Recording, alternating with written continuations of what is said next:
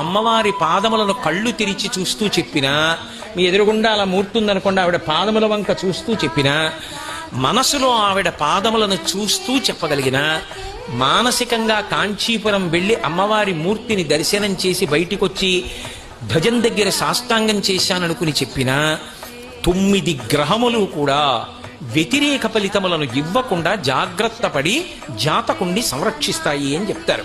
దీన్ని చాలా మంది పెద్దలందరూ కూడా మంత్రస్థాయినిచ్చి గౌరవిస్తారు ఆ శ్లోకాన్ని. దధానో భాస్వత్తామృత నిలయో లోహిత వపు వినమ్రాణం సౌమ్యో గురురపి కవిత్వంచ కలయన్ గతౌ మందో గంగాధర మహిషి కామాక్షి భజతాం తమఃకేతుర్మాతః తవ చరణ పద్మో విజయతే. అది ఆ శ్లోకం. తవ చరణ పద్మో విజయతే. అమ్మా, నీ పద్మములు నీ పాదపద్మములు సమస్త కాలముల యందు విజయమును పొందుగాక.